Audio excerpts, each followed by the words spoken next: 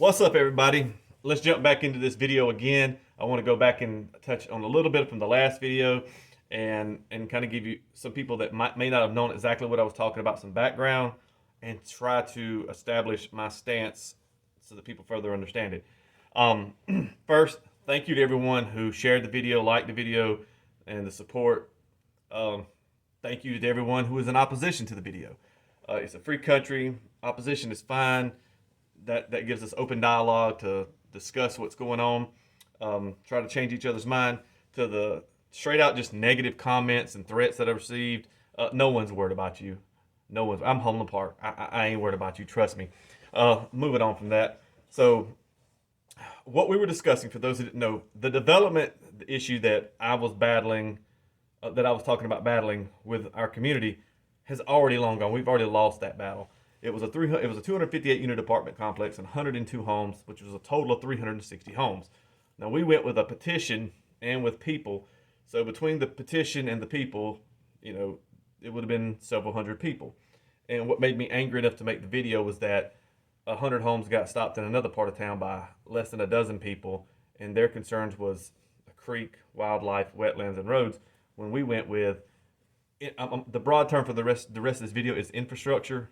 Will mean roads, fire, EMS, police, water, sewer, and schools. We went with all that data and all the facts behind that and just completely dismissed. So let's jump into this real quick. Where I live at, and this is happening all over Anderson County. Homeland Park Primary currently has 400 kids enrolled in school. The school capacity is just a little over 600. Now, we were fighting a 258 unit apartment complex and 102 homes. That's a total of 360 new residences. Well, in the state of South Carolina, they estimate that every new residence will have 1.5 children. I don't know where they get a half a kid from, but that's theirs. So 360 times 1.5, I believe, is 540. You can fact check me on that because I'm not good at math. So 540. Well, I know what you're thinking. Not all 540 kids are going to go to the elementary school because there's middle school and there's high school. Well, in the next 2 years, there's estimated to be 1,000 new residences in Homeland Park. So 1,000 new residences times 1.5, 1,500.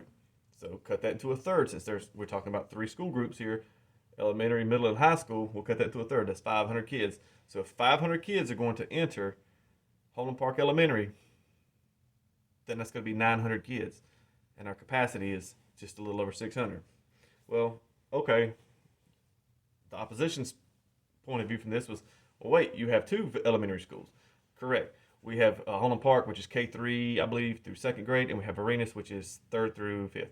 Okay, so if we break that down to 250 plus 400, that's 650. You see what I'm saying? We're still over capacity in our schools with the growth. My issue is not development. My issue is not growth. My issue is, what are you going to do to fix the infrastructure? The infrastructure, the broad term that I spoke of earlier, fire, EMS, police, water, sewer, school, all that, has not been well addressed and is not prepared for the amount of growth. See, I discussed earlier in the last video about how Homeland Park Elementary School backs down South Main Street Extension and goes down all these side roads blocking businesses. Okay, well, so does Varenas. Varenas, if you're unfortunate enough not to get into the school line, you're going to be backed out on the U.S. Highway 29 South. Well, Highway 29 South there's a lot of trucking activity going on. There's we have Michelin, we have First Quality, we have all these places. People coming from Georgia and going to. I mean, it's a highway. Well, the road study that was done for the 258 unit apartment complex and 102 homes said there would be 3,084 new trips per day on Highway 29 South. 3,084 new trips per day. What the studies show when they hand this to development is not whether how this is going to affect. No one's worried about how it's going to affect traffic. The developers is to prove that the road can handle it. So they get a blank piece of paper that's kind of well written out with a little header and all, and it's going to say that it's going to have 3,084 new trips per day. Well, I spoke to the guy that does the state roads, and he did the study, and he says what we're looking at is, can the structural integrity handle the amount of people, the new trips that's going to be on the road? And yes, it can handle that, but they are not taking into account the congestion. They are not taking into account whether the roads need to be widened, whether there needs to be yields, whether there needs to be more stop signs, whether there needs to be traffic lights. Those things come after everything becomes a mess. I about said a cluster, but when all those things happen, when it becomes so congested, that's when we come back. Well, I haven't seen roads repaired in my area in a long time. So why am I to believe that you'll come back and fix that? What are the long-term plans that the county and any state roads and anyone has, schools, for everything when I said the broad-term infrastructure? Because I can tell you, Homeland Park alone, Homeland Park Water, we're looking at having to have more storage now because there's so many new residents coming. We're having to try to find grant money, but at the same time trying to fix a 70-year-old infrastructure. So let's jump back into this. Another example is that's our schools. Is our fire department in 2020 had 586 calls, 365 days in a year. But our fire department, the busiest fire department in the county, had 586 calls. Also, in Homeland Park, we have 2 apartment complexes. One apartment complex has 40 units. And in 2020, they had 94 law enforcement related calls and 54 EMS. We have another apartment complex that is 96 units that had 632 law enforcement related calls and 98 EMS calls. A 96 unit apartment complex with 632 law enforcement related calls in 2020. What is a 258 unit apartment complex going to look like compared to that 96 if it does not maintain what it's supposed to be? They came in to make these promises that we're going to stay here for X amount of years and make sure that it's a good place to live. What they didn't inform you was that the reason why they say that it's an industry standard, it's not an industry standard for them. What these developers do is they put the lipstick on the pig. A pig's a pig, dog. I'm sorry, a pig is a pig. The reason why they stay in for the X amount of time, I forget what it was, I think it was 15 years, I can't remember. The reason why they stay in it is because they have to. Is because they applied for LIHTC, which is low income housing tax credit. So these developers are making a killing and going back to wherever it is they came from and leaving you with the mess. They don't care that now your infrastructure is overburdened. They don't care now that you don't have adequate officers to come to your rescue when you need help, that the fire department can't get to you in time, that the EMS can't, that your school's overcrowded, that your roads are crowded, that your water and sewer infrastructure is overburdened. That does not matter to them. They are long gone and sitting in another county or another state with their investor buddies living the life and building the things that they don't want around them in your backyard. Those were my arguments. So what I'm getting at is this video for me, and if these videos continue or the discussion that other people I've talked in the county who have the same mindset as I do about this is not a platform for me to run for politics, because I have been asked over and over again to run for county council. I do not want to run for county council.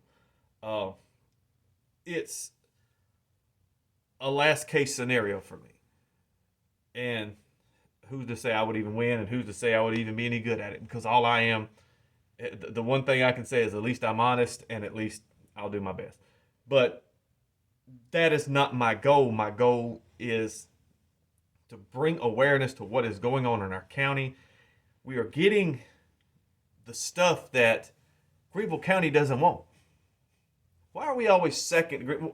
We always play catch up to Greenville County, and we're always like riding their coattail. When are we going to take control and learn to get out and vote?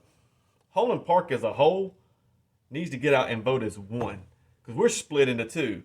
We're split into County Council District 5 and County Council District 2. So they have stifled our voices. Our voices are just, I mean, it's almost impossible for us to get anything.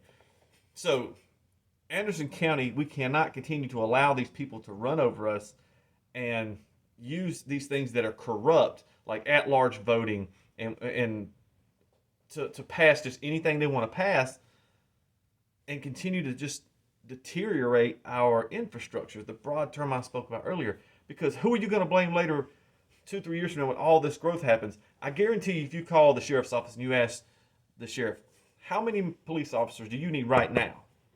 Right now, to kind of get an even keel on things right now. Guarantee, I'm going to wager he'll say about 20 officers. Well, it's not in the budget to get that. So who are we going to tax? Oh, we're going to tax the people that are coming? No, that tax money is not going to be enough either. Because if their taxes go, if taxes are going to go up, that's what it is.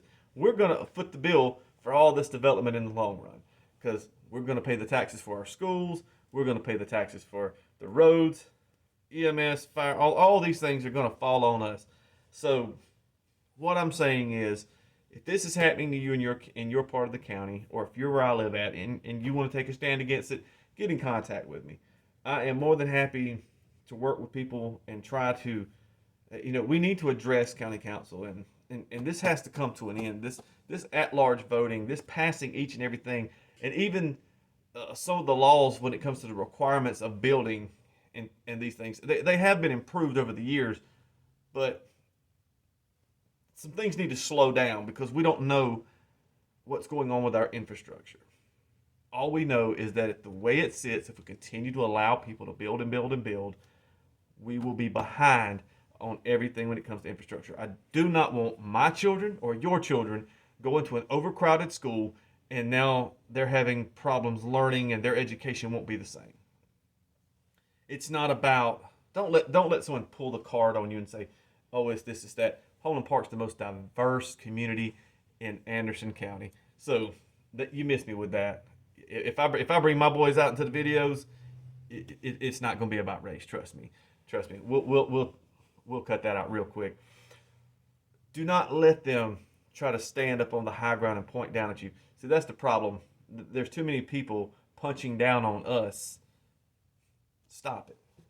Stop it. You have a right as a homeowner and a property owner to defend your property and the value of your property because you've worked so hard to earn it. You want to leave your children with something. You want to raise your children in a good neighborhood. You want to retire there. You want your grandchildren to come visit you and play in your yard and it be a safe place, not run down when you get 70, 80 years old. So if our county isn't going to look out for the long haul for us who already live here and have already invested our lives here, then we need to get together as a county and we need to start voting people out of office and putting people in office that will stand up for us. Thank you all. Sorry it took so long. Have a good night.